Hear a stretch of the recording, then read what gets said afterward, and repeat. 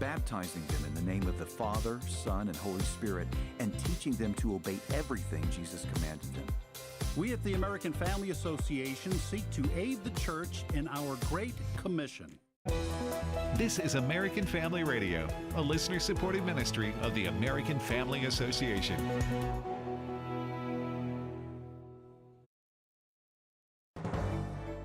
For American Family News, I'm Bronson Woodruff. An Afghan national was arrested for plotting an Election Day terrorist attack, and lawmakers are now asking questions. Fox's Chad Pergram reports from Capitol Hill.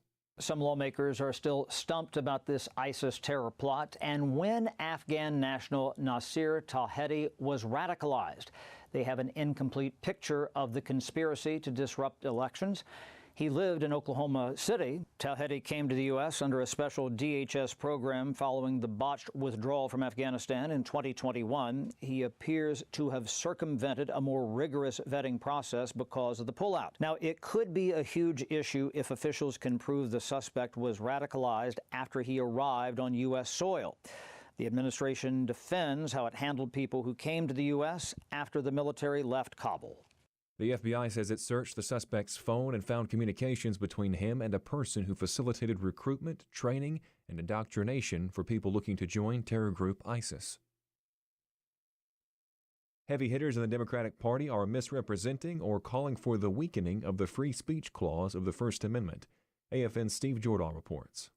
The current Democrat candidate for president, for vice president, and the radical conscience of the party have all recently called for harsh consequences for so-called hate speech and misinformation. If you don't police your platforms, we are going to hold you accountable. There's no guarantee to free speech on misinformation or hate speech. Whether they should be civilly or even in some cases criminally charged would be a better deterrent. Liberty Counsel Vice President of Legal Affairs Harry Meehat says they would all like to weaken or even get rid of the First Amendment, but he asks, what's the point of protecting speech everybody already agrees with? The very reason we have a First Amendment is to protect the kind of speech that is controversial, that people are not necessarily going to agree on. He says the terms misinformation and hate speech are purposefully vague and flexible. If the only thing the government has to do to ban speech that it does not like is to label it as misinformation or hate speech, then essentially we don't have a constitution and we don't have a First Amendment. Meehat says Democrats don't think they have to bother with the lengthy and difficult process of amending the Constitution. There's absolutely a threat, and it's a grave threat. They're using activist judges to circumvent bedrock constitutional protections. I'm Steve Jordahl. Both presidential candidates are on the campaign trail as Election Day nears. Fox Business's Madison Allworth looks at the Trump campaign strategy. He was in California this past weekend. He's going to rally right here in New York at Madison Square Garden in the final week before the election. Those on the Trump team say that no matter where he rallies, they get a lot of viewership online. So they think that allows them to take some risk in their strategy. But Trump is paying attention to the swing states. Today, he's hosting a town hall in Oaks, Pennsylvania, and that is a state that could decide this election. Over the weekend, a man was arrested at former President Trump's California rally with weapons in his car. CBS News' 60 Minutes is facing more pressure to release the transcript of Bill Whitaker's interview with Vice President Kamala Harris, which aired on Monday, October 7th.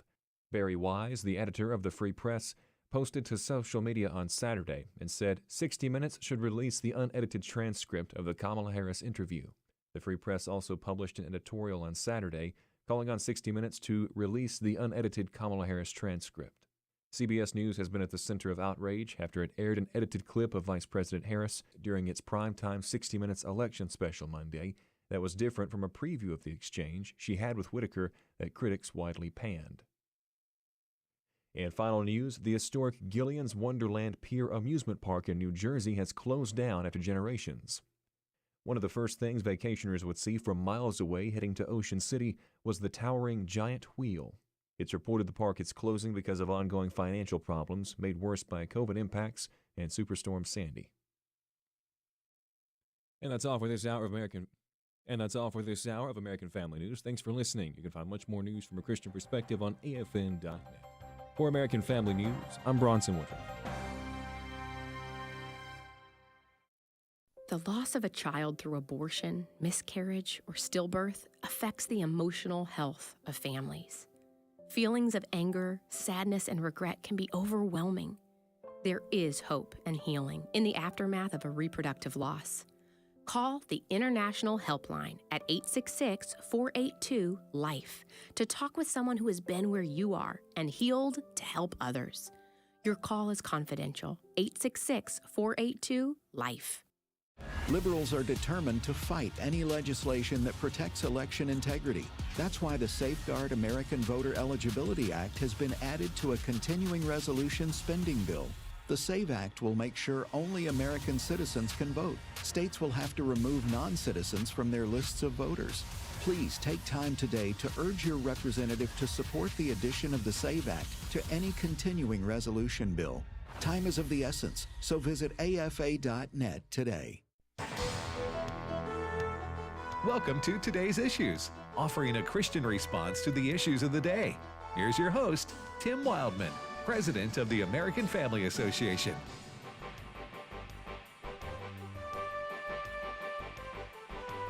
Hey, good morning, everybody, and welcome to Today's Issues on the American Family Radio Network. This is Monday, October the 14th, 2024. Thanks for listening to AFR. Joining me in studio is Ed Vitagliano. Good morning, Ed. Good morning, Tim. And Fred Jackson. Good morning, Fred. And good morning to you, gentlemen. Happy Canadian Thanksgiving Day.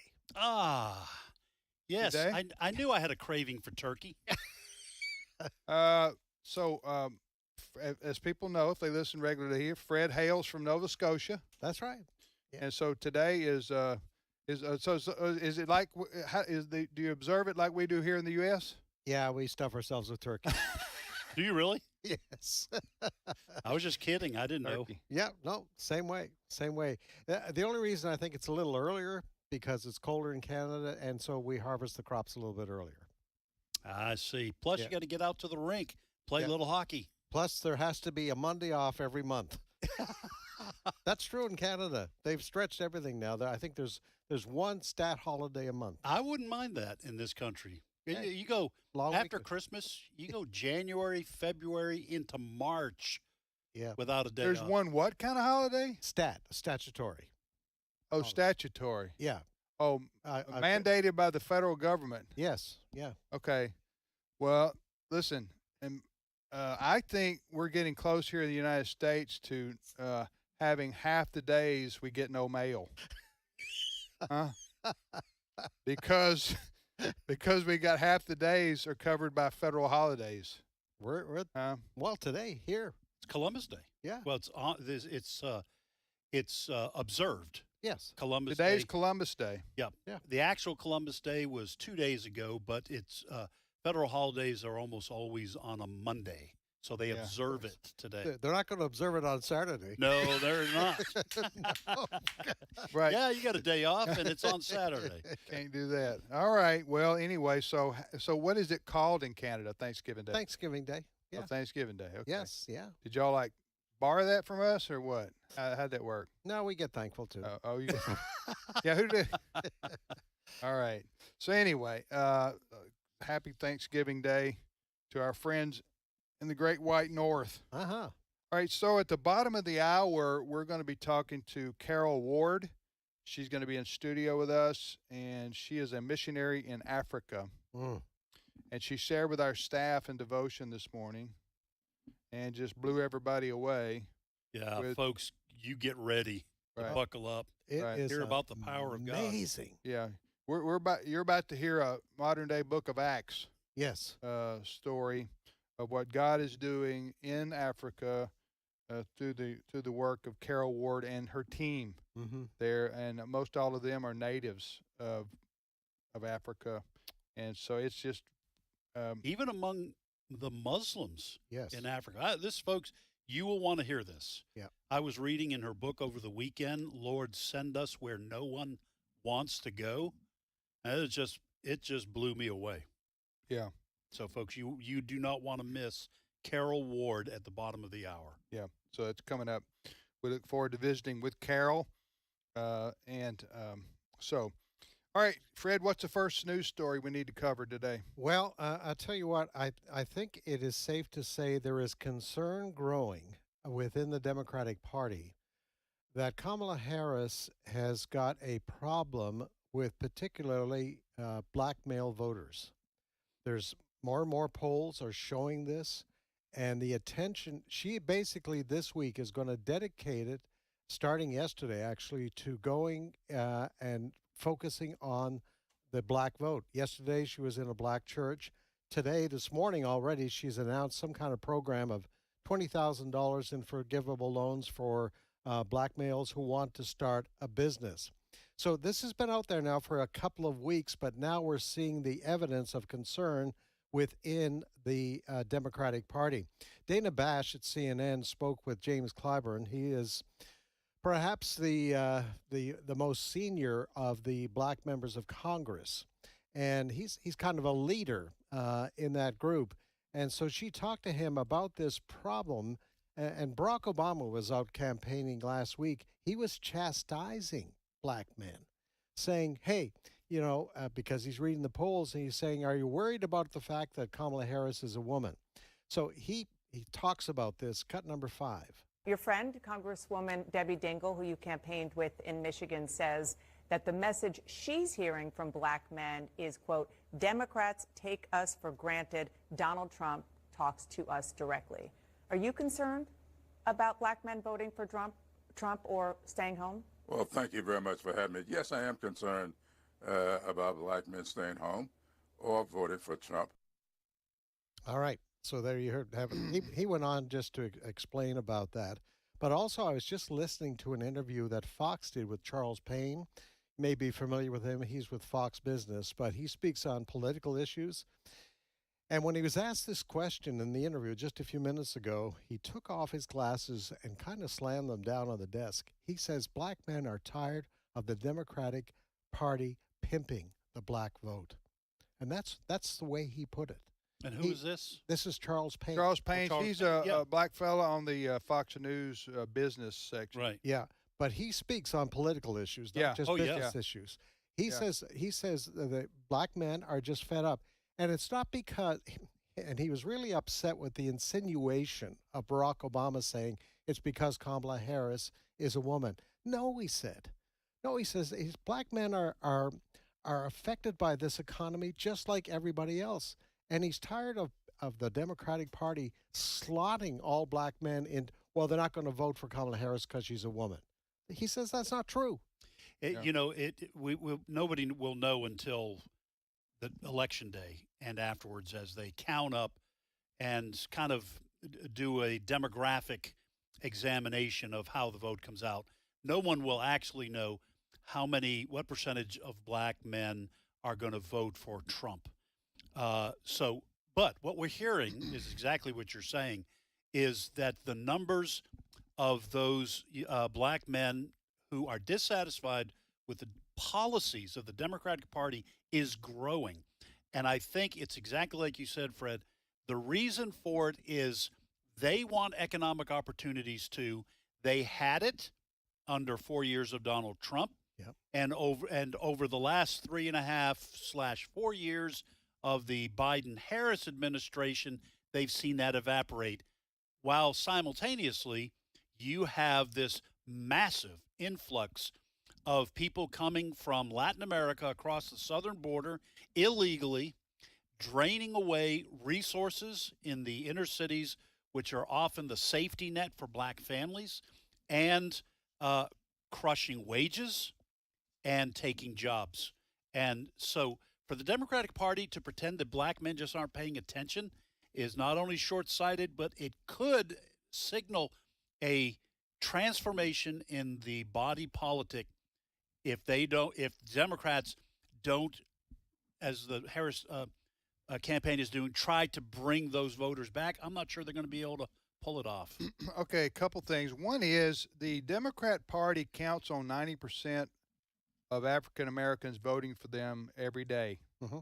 Every election, they count on 90%. They have to have that because that's a big part of their voting bloc, the Democrat Party I'm talking about. So So they get nervous, the Democrat Party, if it looks like they only may get 80%, okay, because that's going to make a big difference in the election. So, but here's the thing about it is, I do understand kind of why the black folks have traditionally supported the Democrat Party. I understand the reasons for that, okay? However, in today's world, I don't know why it's why Barack Obama or somebody else would say, okay, black men, you got to vote for the Democrat. If I think what a lot of black men are saying, and I guess it seems to me like it would be reasonable for black women to say the same thing. Why? Right. Was Donald Trump going to make us slaves or what? And that's been the accusation by some Democrats. What is wrong with voting? If you want to take one issue, take the economy. You want to say, okay, I'm an American who happens to be black, and guess what? I had a better income when Donald Trump was president than I do when Biden and Harris were president. Okay, now I'm going to set aside that I don't always believe the economy is directly affected by whoever the president is. I think that's probably overrated. But people do ask that question when they go vote. Normally they say, am I better off than I was 4 years ago? The old Ronald Reagan question, right? But I'm going to myself, what are you're saying to African Americans, for those who are preaching down to them like Barack Obama is doing to the black males? What calamitous event is going to take place if they vote for Donald Trump instead of Kamala Harris? I'm not sure I get the fear and paranoia. And meanwhile, these black men are, and like you said, I would think you might get some shift in black women in terms of their vote. Meanwhile, they're living in inner cities that are melting in terms of crime, in terms of resources being sucked up, in terms of no school choice, poor economic prospects in the inner cities. All that's happening too. Do you know I don't have the numbers right here in front of me, but when President Trump was in office, remember we had the lowest unemployment for African Americans in history. Yes. Huh? You remember that? Right. Oh, yeah. So I don't have the numbers here in front of me, but I mean, life was pretty good for everybody until COVID hit. Yes. Under President Trump's leadership on the issue of the economy. So I just think it's scare tactics. The other thing is that I don't get is why do you say to people of color, you got to vote for somebody because they're also a person of color? Okay. Remember Joe Biden saying, if you don't vote for me, you ain't black. You ain't black. Right, even though he was white. Right. But it made no sense. But they're saying that when you do it's called identity politics. And that is you're supposed, and it doesn't work two ways. It only works one way. Right. Okay. I can't say I'm voting for him because he's a white man. Right. What if I might say that on your last day on air. If I said I'm voting for him because he's a white man, what would that? You think that what would people say to that, Ed? They'd say goodbye, Tim. Your life's over. But you can say I want to vote for her because she's a black woman, even though she's Indian. And half, yeah. Well, and her daddy's Jamaican, right. Which, like President Trump says, I don't care what color she is. Right. It doesn't matter to me. Just stick with it. Just stick with it. But we shouldn't be voting for people because of their skin color. Right. I don't care if you're a Democrat or Republican. If you want to vote Democrat, fine. Vote for them because you agree with their policies, not because the skin tone of the candidate that's running for office. Right. That just that's silly, quite frankly. So, anyway. It assumes that all black people think alike and want the same things. So if you're black, you think this way. It's got to be groupthink. Yes. All right, Fred. We need to decompress here. We need to ratchet things down. So let's go to a story that isn't hot. Isn't going to make us go crazy. I can't do that. Well, another group of voters that the Democrats have managed perhaps to really disturb, and led by the Democrat governor of Michigan, Gretchen Whitmer. Don't know if you've seen this picture, folks, but it shows Governor Whitmer standing and some woman named an influencer. She's an influencer. I don't know who she is. Ed's one. I influenced dozens of people. Yes. He's had the flu. But what the picture shows looks like Governor Whitmer is acting like a Roman Catholic priest. Right. And she's placing a Dorito chip. This woman is kneeling in front of Governor Whitmer. Okay. And Governor Whitmer and this woman opens up her mouth, sticks out her tongue, and Governor Whitmer puts a Dorito chip on that tongue, much like what happens at the Eucharist, and they put a wafer on the tongue of the recipient. The priest does. Yes. In the Catholic Church. In the Catholic Church. Well, yesterday, Catholics are really upset about this. This occurred in Michigan. Right. All right. So she's mocking, the governor of Michigan is mocking the Catholicism. Is that what you're saying? Yeah, and let me just toss in here, okay having come from the Catholic world. My mom was Greek Orthodox, my dad was Catholic. Catholics believe, because the priest, this is the doctrine of transubstantiation, yes, that the wafer has been changed into the body of Christ. Yes. Okay. You're not allowed to drop one, okay, to mistreat the wafer is a serious sin in the Catholic. So to say, well, we're just going to replace that with a Dorito, this is sacrilegious. This is why Catholics are so angry. Oh, they are. Okay. And yesterday, a group of apologize? Catholics. Did she apologize? She tried to walk it back, saying it was just a joke.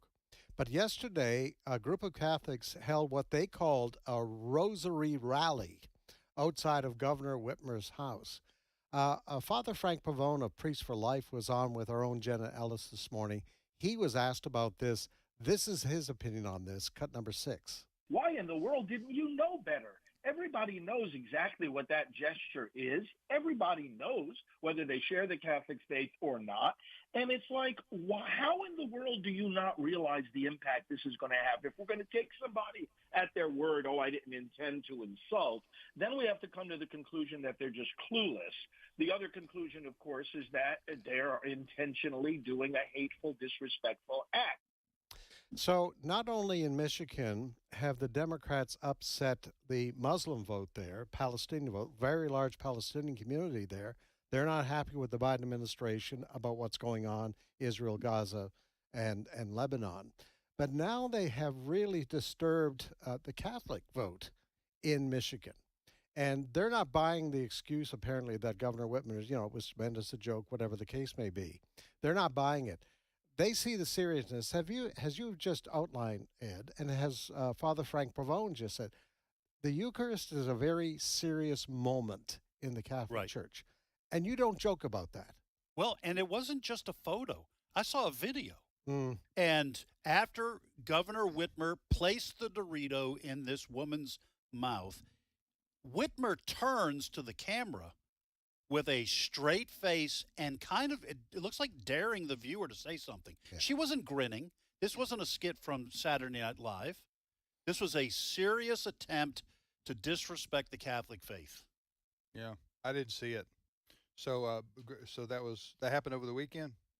I think it was Thursday or Friday last week. That's when the story, when I saw it, it was over the weekend, but it was last week. All right, next story, Fred. Well, can I disturb you anymore? No. Fred, you got Ed worked up right there. I tell you. I'm winding down. Good. Yeah. I think the mainstream media, which are all in when the Democratic Party, they are also growing very concerned with the chances of the Democrats and the polls and all that sort of thing. Oh, yeah. I saw that. On the weekend, ABC's Martha Raddatz was interviewing J.D. Vance. And J.D. Vance was talking about these Venezuelan gangs, in particular in Colorado. We've seen the pictures of them breaking into an apartment. Listen to the exchange between Martha Raddatz, basically trying to say it's no big deal, and what J.D. Vance had to say about these Venezuelan gangs. Cut number 1. Do you support Donald Trump making those claims that the Republican mayor says were grossly exaggerated and have hurt the city's identity and sense of safety? I understand what you're saying, that some people left behind, but he's making these statements that the mayor is flat out disputing? Well, Martha, you just said the mayor said they were exaggerated. Grossly exaggerated. That means there's got to be some element of truth here. And of course, President Trump was actually in Aurora, Colorado, talking to people on the ground.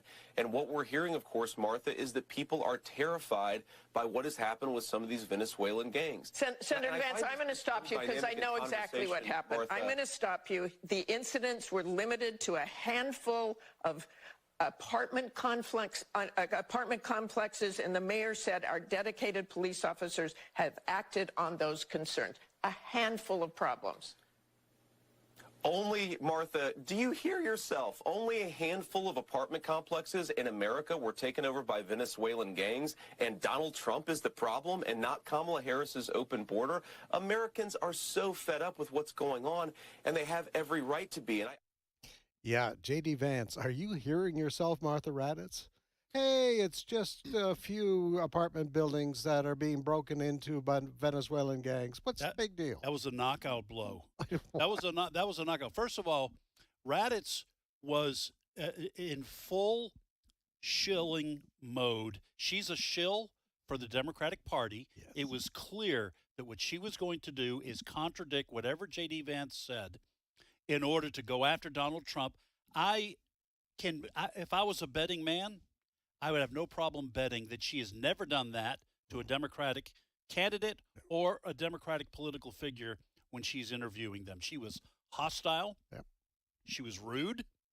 And Vance, in a very nice, kind way, but firm way, bloodied her nose on national television by saying, listen to yourself. Only a few apartment complexes in Colorado were taken over by Venezuelan gangs. A handful. And you want to nitpick, is what he said soon after that. You want to nitpick Donald Trump on what he's saying? He's helping the Trump-Vance ticket, while Tim Walz is undercutting the Harris-Walz ticket by his missteps. That was... And it's hard to undercut Kamala Harris. Yes, it is. Yes, it is. All right. So, anyway, that's interesting. J.D. Vance, I agree with you. J.D. Vance, I didn't really know much about him when he was selected by President Trump to be his running mate. And I understand, if you believe the stories, that basically he was pushed by Eric and Don Jr., those two in particular, had great influence on their dad to pick the senator from Ohio to be his running mate. I think the fact that is he 40 years old? He just turned 40, right? He's very young, yeah. He's 40 years. He's going to have more attraction for the younger generation. And he's very intelligent. And 40 years old. Common sense guy. So I think I agree. As time has gone on and he's been able to prove himself out speaking and debating, I think he was an excellent choice for Donald Trump to pick him, and he's got the different temperament. You know, he's not gonna. He's different than Trump. Is that? Huh? No, that's. We all know what you're talking about. You know what I'm talking about? Yeah. He is. He is measured, and he's thoughtful, and he doesn't call people silly names. Yeah. Okay, so I'll say that. And so it's a good combination. You have a New York City brawler, right? Trump, right? And then you have a measured hillbilly. Hillbilly. Well, self-described. Yeah. Yes. Huh? Something wrong with having a hillbilly, right? As vice president. A very bright hillbilly. Well, that's what he became famous for. His book, yes. Hillbilly Elegy. Yes. Hillbilly Elegy. So I've got that book at home, and I haven't read it yet. So it's in your stack. In my stack. Your stack of books. In my stack of books, but... Well, here's a book that we're going to be talking about after the break. Yeah. Lord, Send Us Where No One Wants to Go, written by Carol Ward. I almost said Carol Vance, just because we were talking about J.D. Vance. Carol Ward, A Missionary to Africa. Folks, you do not want to miss what Carol Ward is going to be talking about, what's happening in Africa. I got my books and stuff to read that I'm going to get to. Yes. But then football season hit. You know what I'm saying? Yeah. And I had to go, what are my priorities in life? You read during a commercial and during intermission, halftime. All right, so we shall return momentarily. We are going to visit with Carol Ward, a missionary from Africa. She's going to be in studio.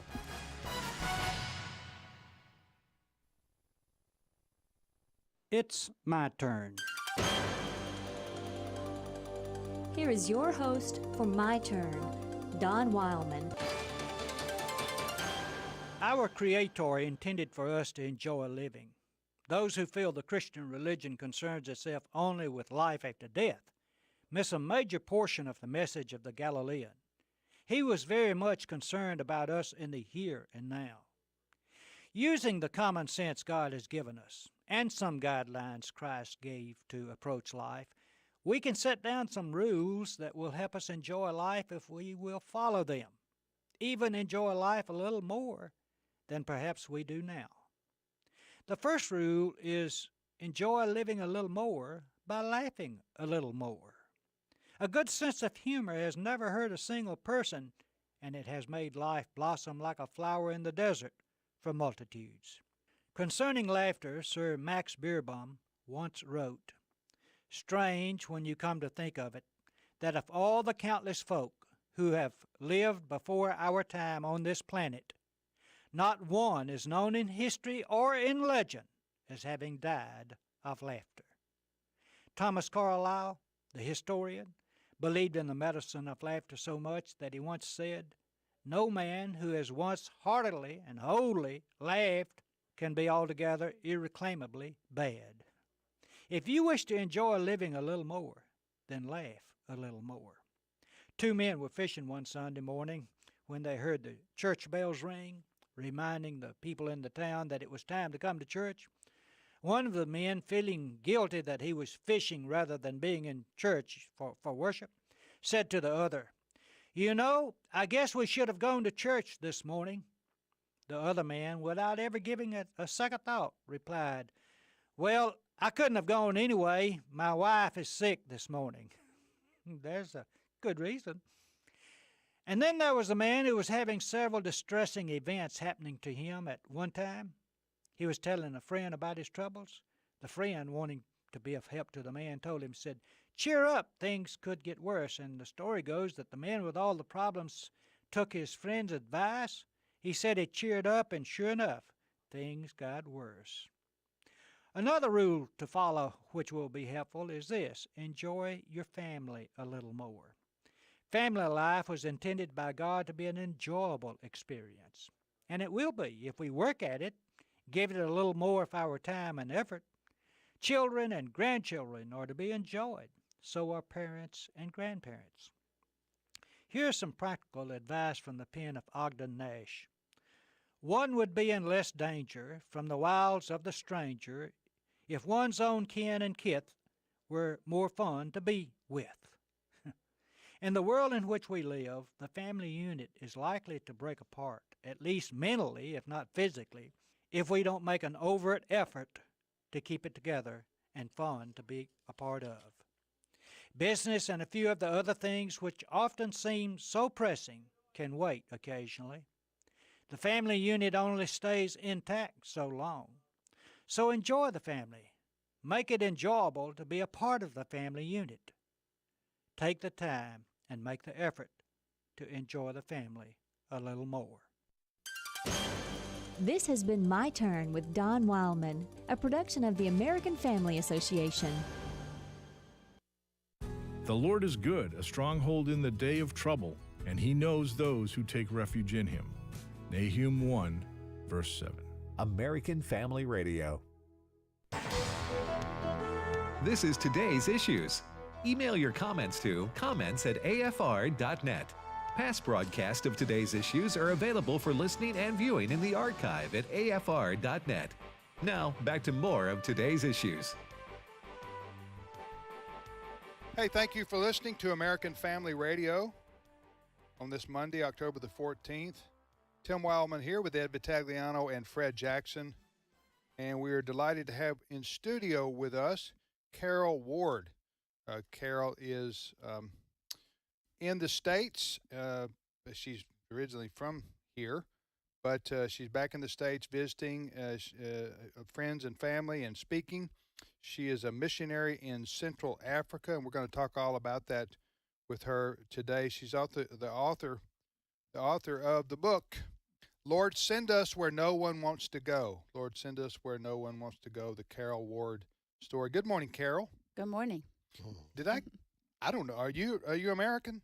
Yes. Okay, that's what I thought, but I mean, you mentioned earlier in our devotion that your parents were Wycliffe Bible translators and lived where? In Philippines, right? Yes, Mindanao, Philippines. And so how many years were you there growing up? About 15 years of my childhood. What do you remember about the Philippines? We lived in the village of ISIS terrorism, missionaries to the Muslims, and their children were my playmates. But had no fear. Daddy was a man of faith and prayer. So so he was translating the Bible. Well, that's what Wycliffe does, right? Into the native language of Yes.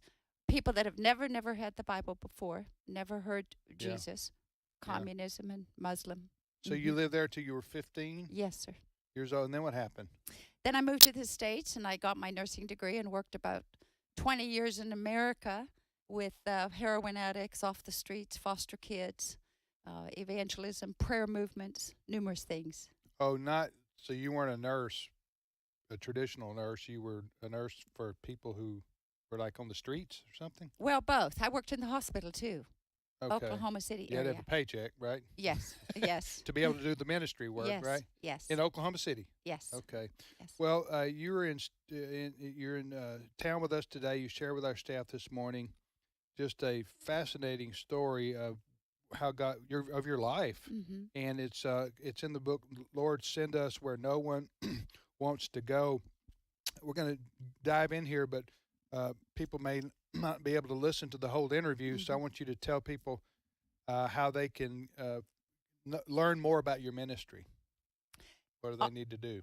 Okay, on the website, you can go to www.favorintl.org and sign up to keep updated with news from the field, from war zones, how to pray.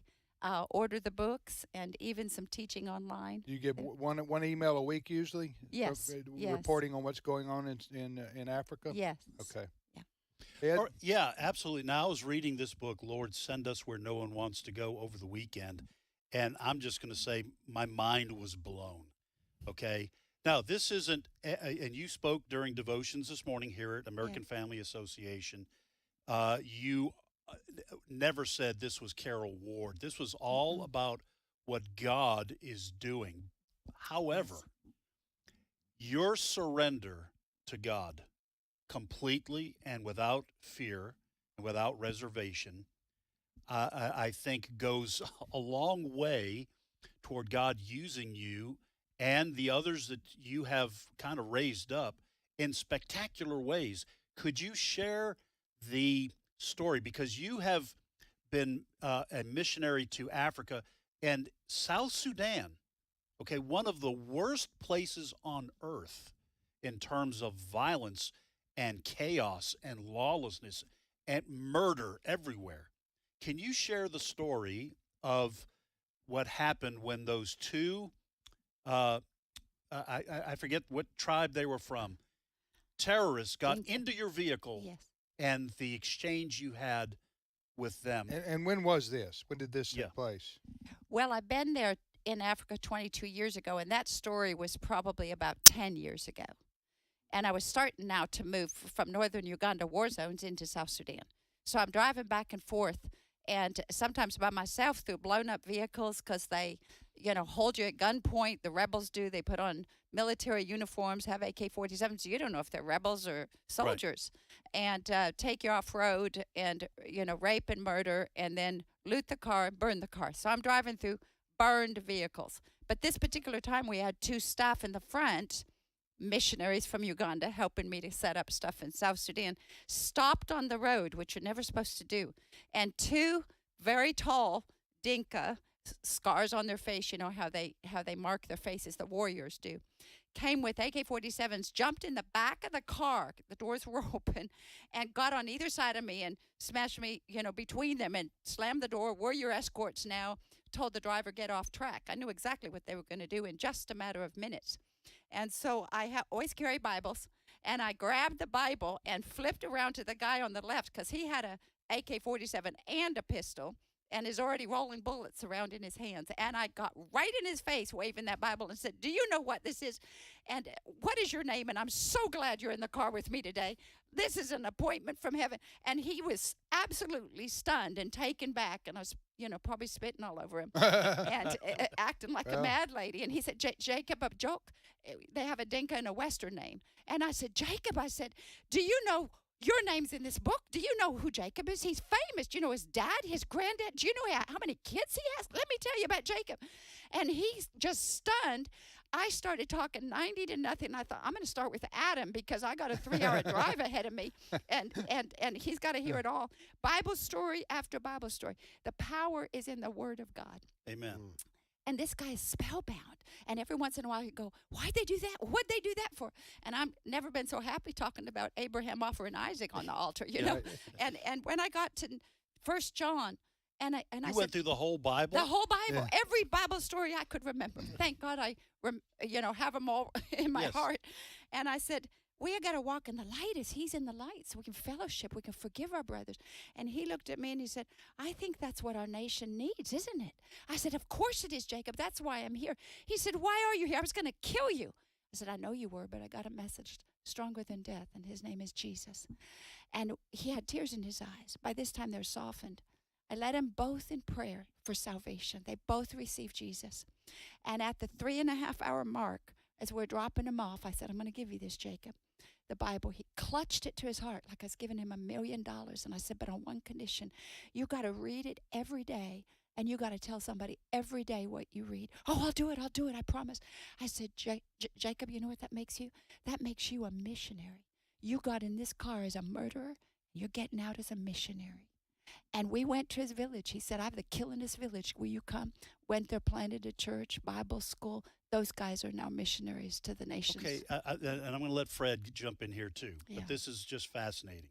So you're saying, I know what you're saying. I just want our listeners to understand. You're saying God can save Muslims, because I think sometimes we get the idea that Muslims can't be converted. And what God is doing in Sudan and in other places in Africa is, in the most violent cases, God is saving Muslims and turning them into missionaries. Yes, he is. And they're hungry for truth. One of the part of your story, I just wanted you to continue telling the story this morning.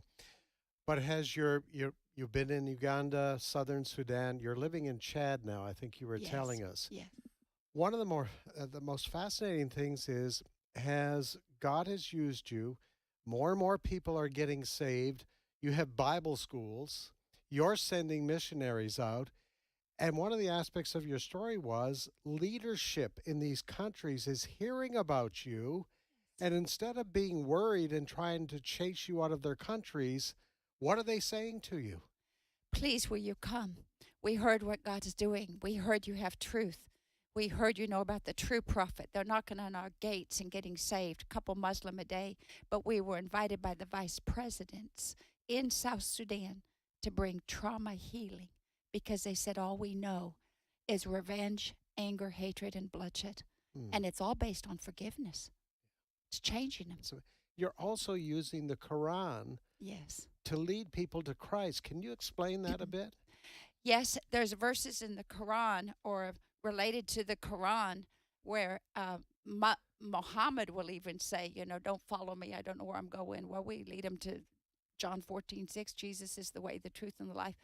Or he'll say, if you want to know the answers, you ask for those following the true prophet. And so we have a track now written. Here's what the Quran says, but here's the opposite, the truth of God's word. And if you connect to a Muslim at a point of contact, their belief system, and you can lead them to the truth, they're getting saved right and left. We got to be equipped to do that. Let me just reset. We're talking to Carol Ward, Carole. Carol has an E on her name. Carol Ward. She's in the studio with us today. She is a missionary in Africa, and she has folks, how would you describe it? You're a mission agency native to Central America. I mean, Central Africa, right? I mean, you're not an American-based. No, it's all Africans. 1,000 missionaries we're sending. So people want to find out more about your ministry. How can they do that? Go to the website at www.favorintl.org. Favor, ITNL? INTL. International. Right. It's for international. But not international? No. Okay. So say that slowly again.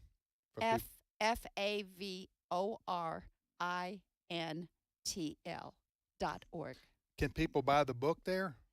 Yes, they can. Also on Amazon, or they can write to us, and we'll send them one free. Okay. Okay. So okay, wonderful. Well, this is I've read most of the book. You've read the whole. Do you read the most? I've gotten through half of it. Okay. So the book is titled "Lord, Send Us Where No One Wants to Go" by Carol Ward, and we highly recommend it. It's very inspirational and tells a story, and you will be encouraged greatly to see the power of God to work in people's lives. And sometimes we get jaded here, especially in America, right? And then we see people in other parts of the world, maybe in places we would consider third world, and they're seeing the miracles of God like in the New Testament. Right. You know what I'm saying? And so this is what Carol has been able to see and witness. One question. How many, I want people to understand, this isn't just you out in the field or in the bush, as they call it in Africa. That is how it kind of started with you along, going there and listening to God's voice. And then, but you've built a team, right? Of natives. Yes. How many people is that? And what countries is your ministry located in? Go ahead and answer that, and then Fred's got a question. It's over 1,000 people. We started in Uganda, but now Sudan, South Sudan, Congo, Central Africa, Ethiopia, Egypt, Eritrea, Chad, into Cameroon, and a lot of those are Muslim. A lot of those are Muslim. I don't know if dominant, but I mean the high percentage of Muslim. Yeah, especially around Chad in the north. Farther north you get. Is that the Sahara Desert, by the way? Sahel Desert Belt is what I live in. The Sahel, Sahel. Is that because it's so hot? Yes. I'm sorry, I'm only asking what everybody's wondering here. Is that why they call it that? Yes. It is? Yes. So well, there. and it's desert. It's sand and desert. Sand and desert. Yes. Carol, one other aspect of your story this morning, I've heard this before, of people getting saved because of dreams. Yes. Can you just talk about that a little bit? Because there's a lot of skepticism when it comes to that. Well, we see it in the Bible that God saved, Jesus' life by appearing to Joseph and saying, "Get out of here." And so when we're in prayer, we watch it happen. God came to an executioner in Khartoum. As we prayed 4 times in a dream, he's killing Christians up there, and we're praying for the suffering of believers. And after 4 times the same dream, he's terrified and thinks, I'm on the wrong side. He runs down to Juba, hears Jesus preached in Arabic on our Christian radio station, walks in the station, gives his life to Jesus. He's a head sheikh, imam, #1 murderer. Gets saved, and he says, I got to go tell my people right now about the truth. I said, wait a minute, we got to get you discipled. And we have a Bible school starting in 3 days. He joined up. He meets the 2 missionaries we had stationed in Khartoum, and they came up to him and said, you don't know us, but we know you. You killed my parents. You had them executed in Khartoum. We're going with you now to reach your people for Jesus. It's like Saul on the road to Damascus, where the Christians said, well, we don't want anything to do with this man. He's been persecuting the church. Listen, in your book, you talk about, folks, some of the miracles that have happened, including a dead girl who was raised from the dead. But what I want to ask you about, because that's miraculous. Every Christian would love to see those things happening again here. We rejoice when it happens elsewhere. But maybe one of the greatest miracles I read about in your book was talking about the bloodshed in Sudan between warring tribes. Explain what happened when 400 Dinkas and 400, how do you pronounce that, Nuers, wound up at the same church. Are these like rival tribes or something? They are at warring tribes, and the terror in the government officials who said this is going to turn into a massacre. Explain what happened. That was maybe the most mind-blowing thing I read about in the book. Well, they've been killing each other for 62 years, and so they put the Nuer and POC protected UN camps to keep them alive. And so we said, let's get them all in the same room and begin worshiping and let the Holy Spirit reconcile. And I wrote 5 letters to the government saying, we're going to do this. And they said, you're crazy, you're out of your mind, this World War III. Finally, on the 5th letter, they said, okay, go ahead and just do it, but it'll be World War III. And you can't call the military, the national security, the police, nothing. You're on your own. You're responsible for this. And so I said, thank God we did it. Put them in there. And they all, the first time they got off the bus, it's total silence. What's going to happen? And there was 400 to 600 sitting on one side and 400 to 600 on the other side of the other tribe. And we started praise. And they love, African drums and praising. Then we went into worship. And they're on their face just weeping. And then we started a skit about forgiveness. And our guys are excellent in trauma counseling. So 5 Nuer come up here, 5 Dinka come on up here, and they put your hands out and they pile bricks until you can hardly hold them up anymore. And then they said, now let's start dancing. Turn on the praise. And these guys can hardly move. And then he said, let me take these bricks off, and your hands are free. He said, that's the weight of holding somebody else in your heart with unforgiveness. You make yourself a prisoner, but when you forgive them, you set yourself free.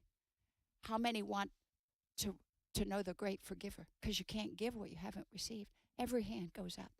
By the end of 5 days, these 2 tribes are hugging, they're weeping, they're embracing because they've eaten meals together, worshiped together. And after 5 days was over, I got a letter from the very UN that said, you can't do this. And they said, what happened in that building? I said, you should have been there. And and these guys have not fought and not warring and not hate and not revenge since then. It works. Now that's why the government's calling us. Bring this up here to VP level. Talking to Carol Ward, and she's a missionary in Africa. She's traveling the States now, speaking. How long are you going to be in the States before you go back to Africa? Couple more months. Okay. So she's the author of Lord Send Us Where No One Wants to Go. And again, that website, Carol, is what? Is www.favorintl.org. Can I ask one more question? Yeah, go ahead. This is fascinating. I know our listeners are enthralled by hearing this, because the Christians out there want to hear about the power of God, and that's what we're reading about. And folks, if you get the newsletter, you'll continue to hear about. But there is a statement you make on page 148 of the book. If you want to reach a village, you reach a woman. Okay? And I love the intergenerational things you're doing. Okay? Salvation, of course, is the most important thing. But you're not just leaving Africa saved. That's not your goal. If the Lord tarries, you want to see them prosper in the Lord. But explain this statement. If you want to reach a village, you reach a woman. Well, I think you say here, telegraph, telephone, tell a woman, right?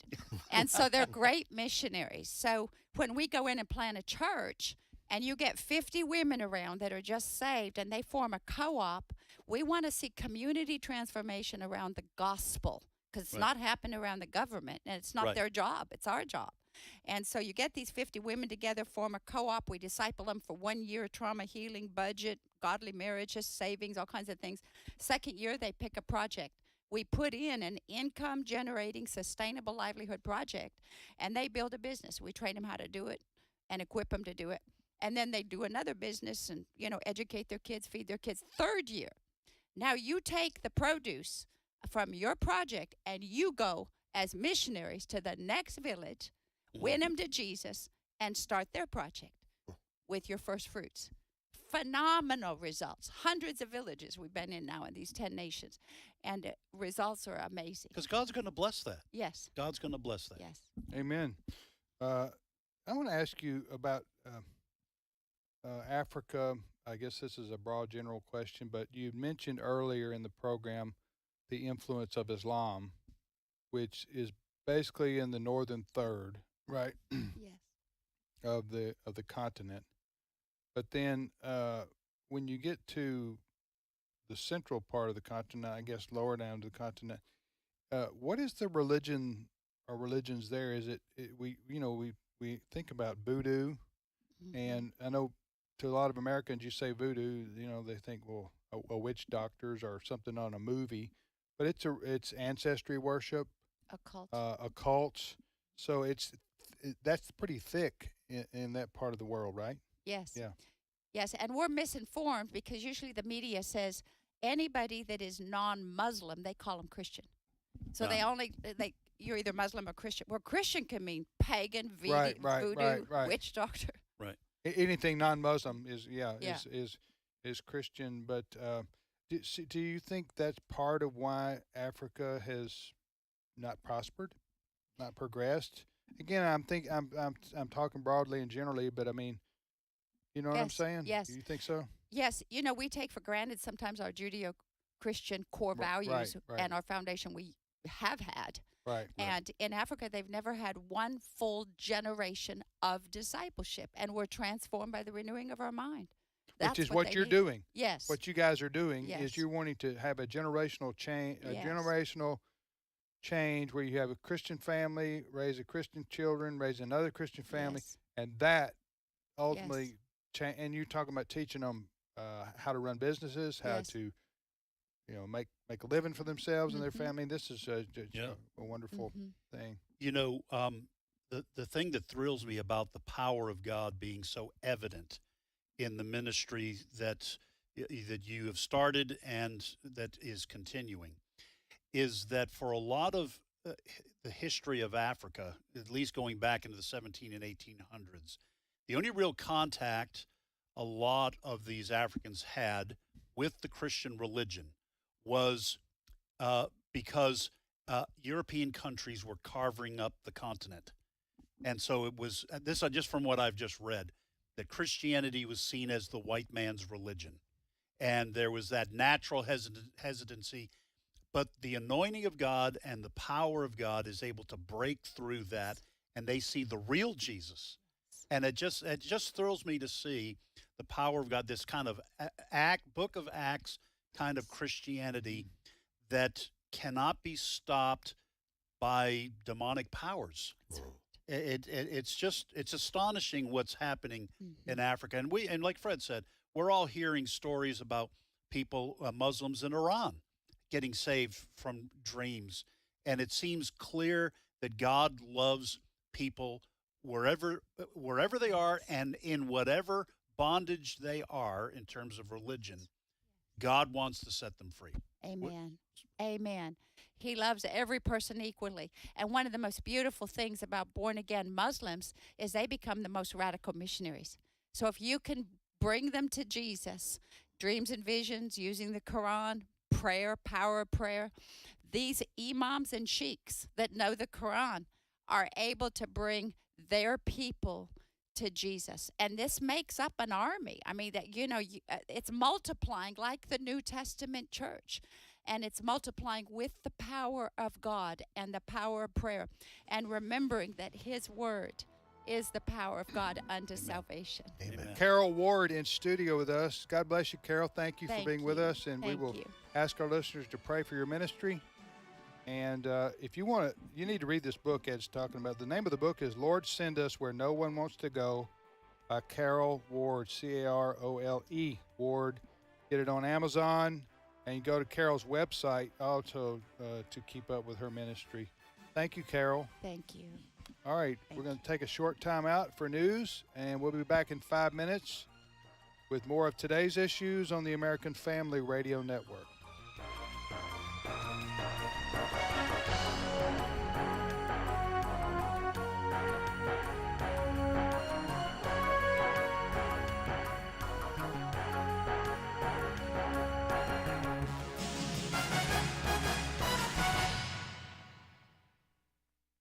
The views and opinions expressed in this broadcast may not necessarily reflect those of the American Family Association or American Family Radio.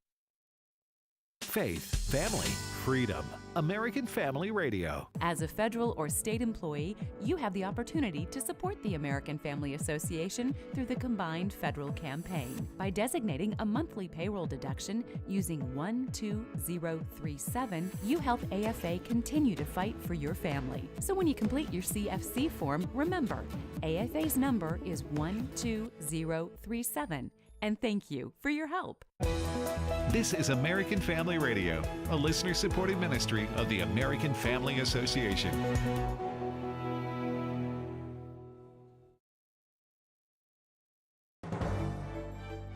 For American Family News, I'm Bronson Woodruff. GOP vice presidential candidate Senator J.D. Vance clashed with ABC News host Martha Raddatz on Sunday during an interview about Venezuelan migrant gang members in Aurora, Colorado apartment buildings. The incidents were limited to a handful of apartment complexes, and the mayor said our dedicated police officers have acted on those concerns. A handful of problems. Only, Martha, do you hear yourself? Only a handful of apartment complexes in America were taken over by Venezuelan gangs, and Donald Trump is the problem and not Kamala Harris's open border? Americans are so fed up with what's going on, and they have every right to be. Trump had previously said during a rally in Aurora that migrant gangs had taken over the town, which the mayor said was not true. Mayor Mike Hoffman said in part in a statement, quote, "The incidents were limited to a handful of specific apartment complexes." A huge Chinese military exercise and a message to Taiwan. Here's Jonathan Savage. This is a major warning, says a Chinese military commander to those who back Taiwanese independence. Large-scale drills around Taiwan and its outlying islands. An aircraft carrier and warplanes deployed, with the Chinese Navy, Army, Air Force and Missile Corps all mobilized. The exercise comes less than a week after Taiwan's National Day, when President William Lai gave a speech promising to resist annexation or encroachment. Taiwan's defense ministry says it's deployed warships to carry out surveillance as the Chinese drills take place. Jonathan Savage, Fox News. Vice President Harris is set to lay out a new plan to improve economic opportunities for black men. Fox's Ryan Schmelz reports. The opportunity agenda for black men includes supporting forgivable business loans and adding more apprenticeships. Though Vice President Harris still maintains a strong majority of support from black men, recent polls show the once reliable voting bloc for Democrats more open to voting Republican and for former President Donald Trump. The vice president's plan also includes studying diseases like sickle cell and diabetes that disproportionately impact black men. Former President Trump has reached out to black voters through community events and small business roundtables. In Washington, Ryan Schmelz, Fox News. A group helping to lay the groundwork for a future Donald Trump administration said its computer systems were breached. This marks the second known instance that people supporting the former president have been the target of a cyber attack. Floridians are on the road to recovery after Hurricanes Milton and Helene, though some are worried about the future of insurance in the state. Here's Ashley Webster. Floridians already pay a very high price, and now there is a fear that those rates will go even higher. Consider this. Insurance companies say of the 80 riskiest zip codes in the country, 78 are in Florida. And as a result, the insurance rates here are extremely high. The average rate for home insurance in Florida is $5,527 a year. Compare that to the national average of $2,285. And the fear is, after this latest round of storms, that more insurance companies will just pick up stakes and leave, meaning that those that remain are going to charge even more for coverage. Hundreds of thousands of people remain without power in Florida days after Hurricane Milton ripped through the central portion of the state. The International Association of Machinists' strike against plane manufacturer Boeing has now lasted for more than a month. Here's Jeff Flock. 33,000 workers, members of the International Association of Machinists, have been off the job. No end in sight to that strike, and it's starting to have real impact on deliveries. For example, the 777X aircraft, very important aircraft for Boeing. It's its largest, most efficient twin-engine jet. A lot of orders out there, but right now they're not delivering them, and they won't be next year either. It'll be the year after 2026. All of this hitting the bottom line pretty hard. $1.3 billion in cash burn over the third quarter. In preliminary results, they think they'll lose about $10 a share. Boeing announced on Friday it would begin laying off 10% of its workforce, around 17,000 employees, over the next few months. Find more news at afn.net. I'm Bronson Woodruff. What we believe about the Bible is based on what we believe about its source. The God Who Speaks, the award-winning documentary from the American Family Association, is now available in a special limited edition DVD set. This release includes a Sunday school curriculum and 2 hours of additional footage. Go to thegodwhospeaks.org to get your copy today. thegodwhospeaks.org. As a nurse, I primarily work with children who are abused and exploited in trafficking, and I frequently see very unfair situations. We must talk about the issue of abuse. We can't base our actions on fear. We have to be faith-informed in what we do. The Dr. Nurse Mama Show. For more from Dr. Jessica Peck, tune in at 2 p.m. Central on American Family Radio or on the podcast page at afr.net. Today's Issues continues on AFR with your host, Tim Wildman, President of the American Family Association.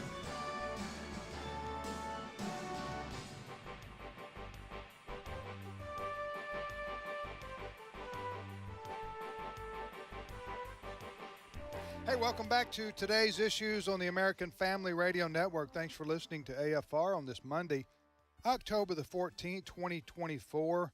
Tim, Ed, and now Steve Paisley Jordahl. Good morning, everybody. Joined us. Good morning, Brother Steve. Hey, can I just say real quick, this is the first chance I've had to talk to you all. I want to thank our listeners for, again, stepping up to support the ministry over the last week, Share-a-thon.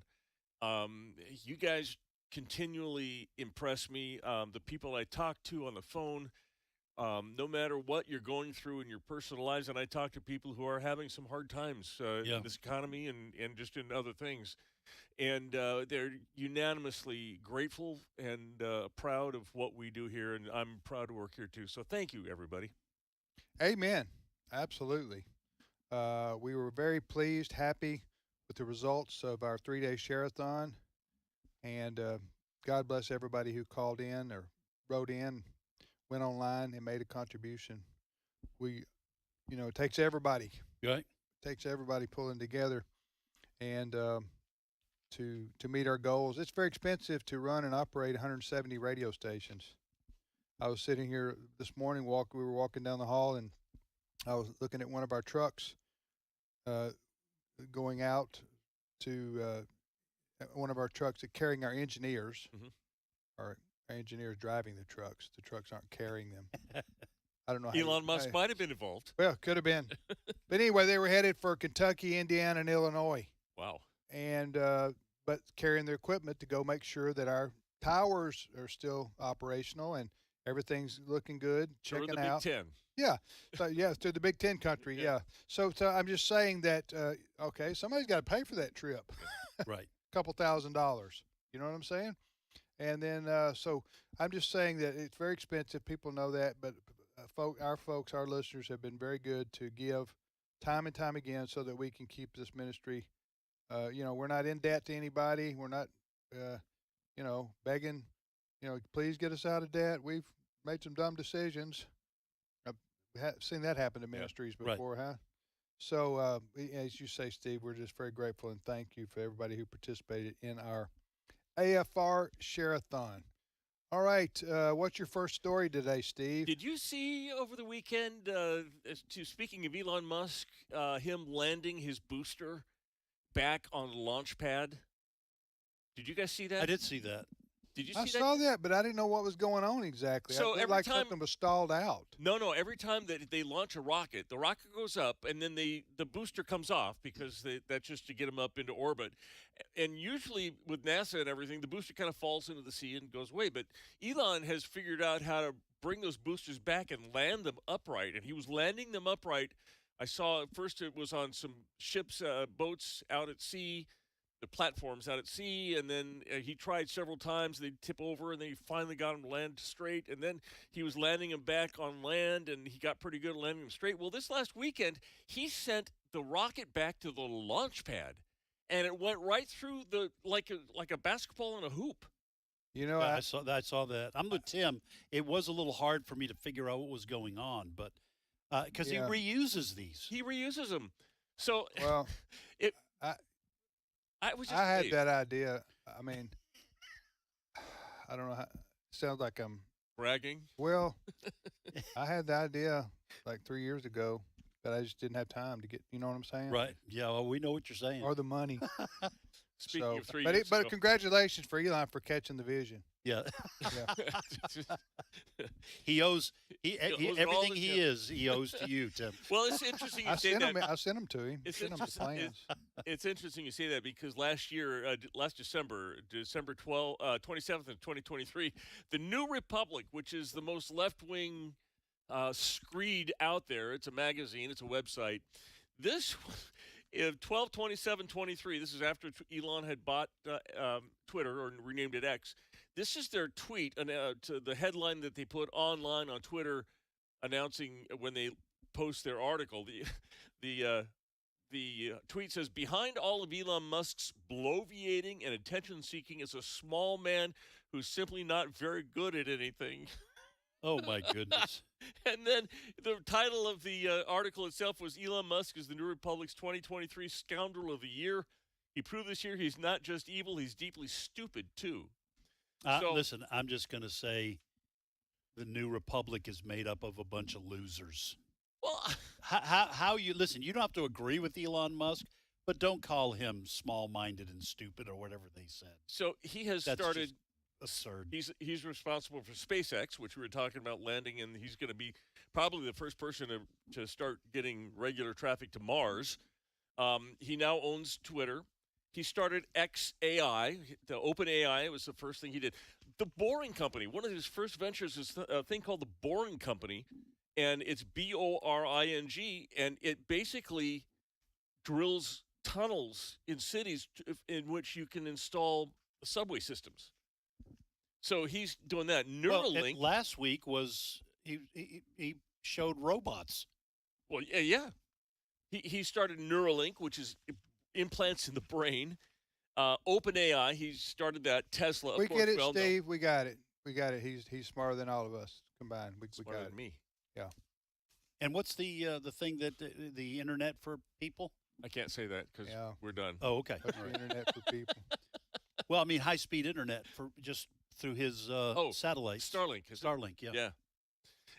That was a show in the 70s and 80s. Starlink. Yeah, remember that? It came on right after Battlestar Galactica. It was before America's Got Talent. Before that became a hit. I don't know how you come up with that stuff right off the top of your head. I remember that. It came on right after Battlestar Galactica. That was Star Search. Star Search, yeah. With Ed McMahon. No, we got it. You got it? Yeah, we got it. I heard you guys talking last hour about the crime. Who was it that was talking about? Raditz was talking to J.D. Vance about migrant crime. Where remember the ABC reporter? Right. He told you, do you hear yourself?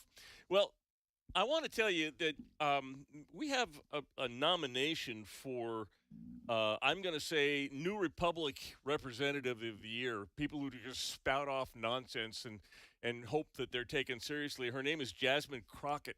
She is a representative in the House of Representatives from Texas in the Dallas area. And she has a point of agreement with Donald Trump. I want you to hear what she has to say. This has to do with migrant crime and gangs in the United States. Listen to cut 3. I agree with something Trump said. He said that we've got these cities and these towns that are being overrun by gangs and the crime out of control. I absolutely agree with that. And guess what? It's the MAGA gang. It is the white supremacists that have decided to descend upon places such as Springfield, Ohio. So I agree with him. I just disagree with who the problems are. The problems are him and his minions. The problems aren't the people that have come to make our economy stronger, the people that have actually been able to help to continue to make sure that we got out of the big hole that he put us in after COVID-19 with his ineptness. Like, yeah, I agree that there are problems in our communities, but usually it's some white supremacists on the other side, and he has yet to call them out. That last part's a lie. What was the first part's a lie, and the middle part's a lie. Well, who is that we're listening to? What's the congresswoman's name? Jasmine Crockett. Okay. That's First of all, that's a bunch of crock. First of all, I would See what I like did to there? give her a thumbs up for a great name. That's a great name. Jasmine Crockett, great name. Right, Although she can't really take credit for it. I have a recommendation for the congresswoman. Yes. If you're listening to this show. And she does, I'm sure. I want you to do two things. I want you to go to a Trump rally and talk to the people, these so-called MAGA white supremacists that you're talking about, and give us your honest opinion about how they treat you. Okay. And then I want you to go to one of these apartment buildings controlled by a Venezuelan gang and see how you get treated there. Yeah. Okay. Then report back to us. Booyah. Yeah. And let us know who's the real threat. The reporter in me, I think that was a recording from either MSNBC or CNN, but the reporter in me says the first question I ask is, can you give me one example of inner city violence and being caused by MAGA? I can. Jesse Smollett I is was not going one to of say. them. I was going to say Jesse Smollett is not the one. only one I've heard, and that turned out to be a fake. Well, like where is she from again? Texas, Dallas. Dallas, and she's here's the thing, and I've said this before. If you want to vote for Kamala Harris to be president, knock yourself out, okay? But don't say something that there's no evidence for in an attempt to scare people, in this case, probably scare black folks or, quote, people of color into voting for Kamala Harris because you've got to keep the Grand Wizard Trump from being in the White House. Right. What I'm saying unto thee, okay, is this. In the history of Donald Trump's life, certainly before he was president, I don't think there was ever any accusation by anyone who knew him that he was somehow racist. Right. Huh? And he was in the public eye for a long time. Right. Before And he was a Democrat for yes, a long time. Yes, he was a New York liberal for 40 years or whatever. Before he ran for president, he was on The Apprentice TV show. I'm just saying that there was much opportunity had he been a rank racist like this lady here is accusing him of being. That would have come out somewhere along the way. That only turned into an issue, the accusations, when he ran as a Republican and when he was in office, because to the Democrats like her, all Republicans are racist. Right. All Republicans wear white hoods when they go home at night. Again, for what reasons, I can't really understand, except that it's by just de facto. In other words, if you don't agree with all the Democrat policies, then that they would say, then you're a racist. Right. Then you're against people of color, because people of color are only going to benefit from the ideas that Democrats have. Right. I would posit that they're not even thinking that much. There's certain words that have become just mean words that they label people with that you don't have to define. Racism is one of them, because you know how race has divided everything. So they call you racist, they call you fascist. It's like me calling somebody, if I were to call you a goofball. Of course, that's not as mean, but if I was to call you a goofball, you would ask me, well, what's the definition of goofball? Well, I don't know. It's just something that I'm painting you with. It's just something I'm calling you to make, and that's what I think they're doing. I do think that they try to make this connection.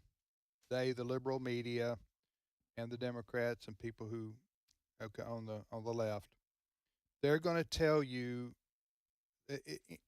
Trump is opposed to mass illegal immigration into our country. He's made that one of his big campaign themes, right? Right. Here's what they're going to tell you. I don't agree with it at all, but here's what they're going to tell you.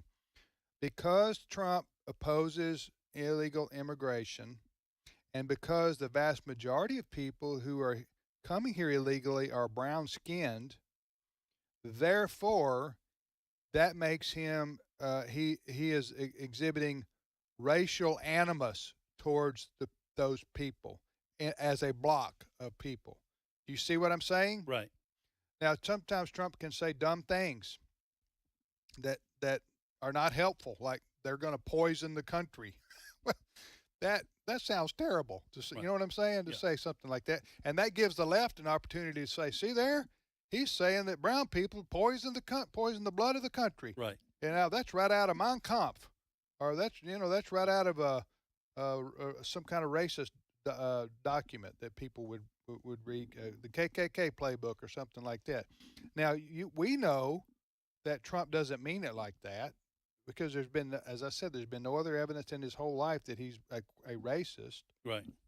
He's against illegal immigration. Well, how do you talk about illegal immigration without talking about the people who are illegally immigrating illegally? You know what I'm saying? Yeah. So does that make sense? Yes. So absolutely. That's what they're going to tell you. They're going to tell you, well, there goes Trump again talking about the migrants. Well, he's talking about brown people because they're the only migrants there are. So therefore, he must base his anti-immigrant policies on his racial animus. Right. See how they draw that conclusion? Yes. And then they promote that out to the country, and a lot of people buy that. And therefore, you get somebody like this congresswoman saying, what'd she say?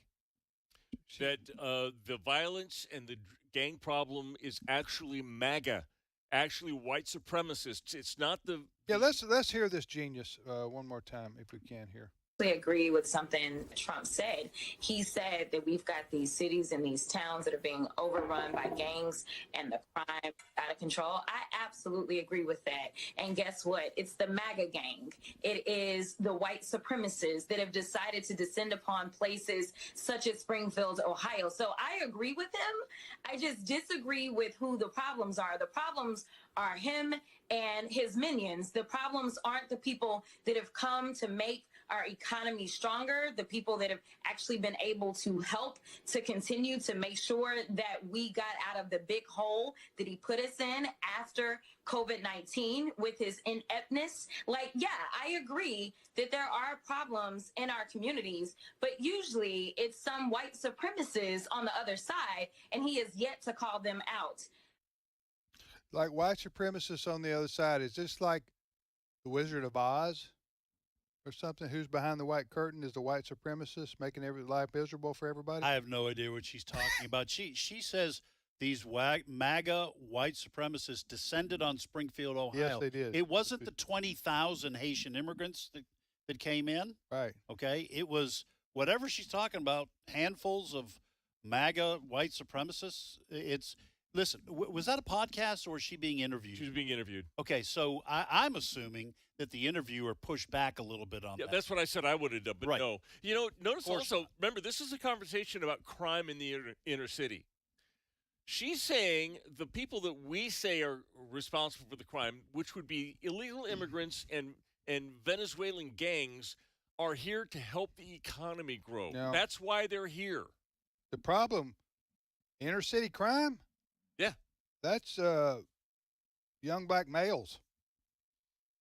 Okay? That's black on black crime. But in their heart, they're white supremacists. You know that, right?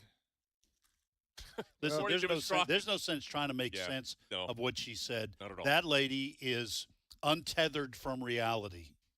And her brain has been overtaken by Trump derangement syndrome and her own racist views towards white people. Yeah. Yeah, and also the major crime problem in big cities is black on black crime.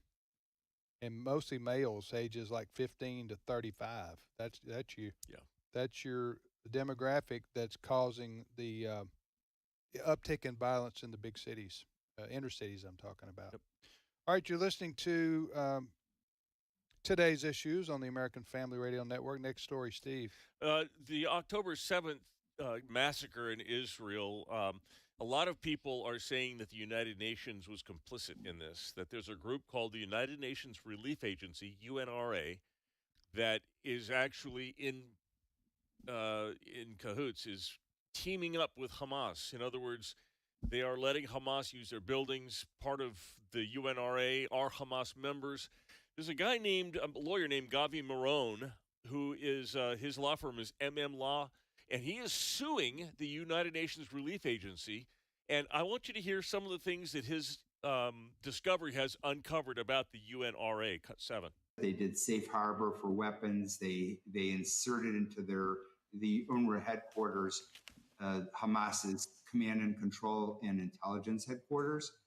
They're participated in the attacks.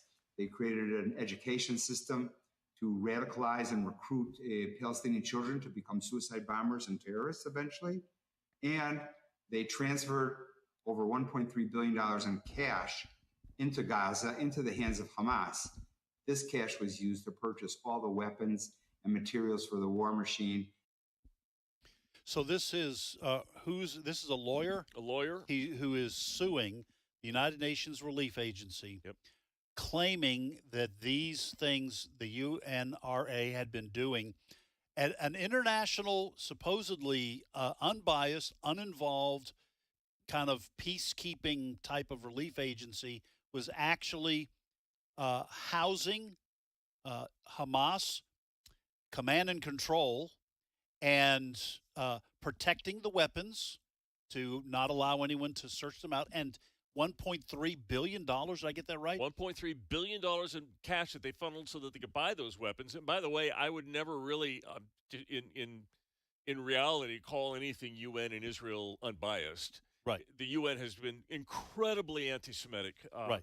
And the UNRA. So anyway, these are his. Now we need to say these are his allegations, and apparently he is going to be able to provide proof of that. He is going to be providing proof of that in court. But these allegations started like the day after the October 7th attack. Yeah, no, I've heard within a we've week. Been hearing these for things a while. Yeah. So hey, did you guys see Dennis Quaid? Yeah.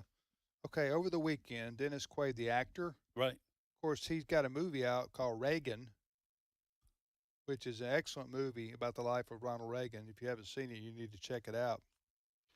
But he spoke in California. Coachella. Where is that? Southern California. It's in the desert. They have a music festival there every year. I don't know. It's somewhere in the high desert, like Riverside. I'm going to look it up right now. Okay, but anyway, and he said this to the crowd.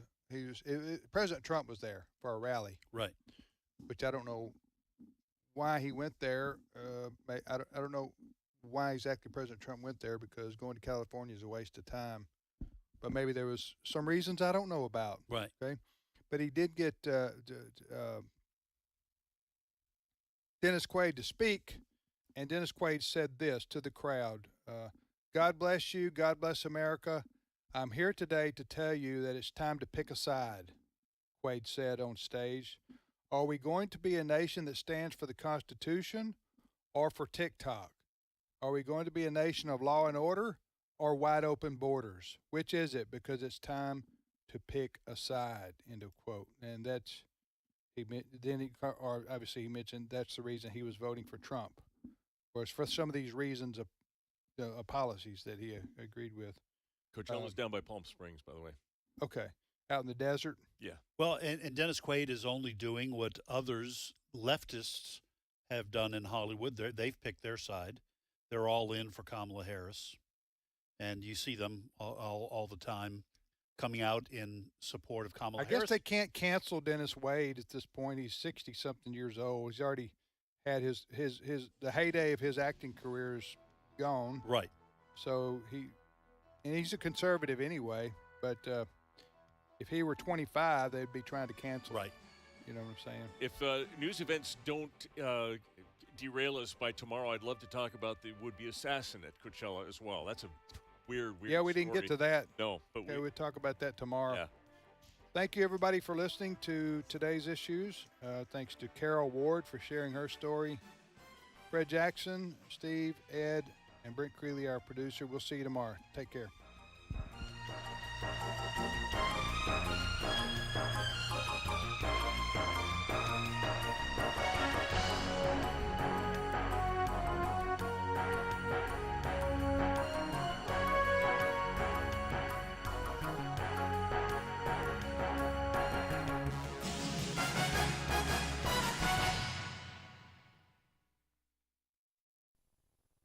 You know, a lot of times you have to choose between something high quality or something that saves you money. But if you could get both, why not? Especially when it comes to health care, and that is MediShare. You get both.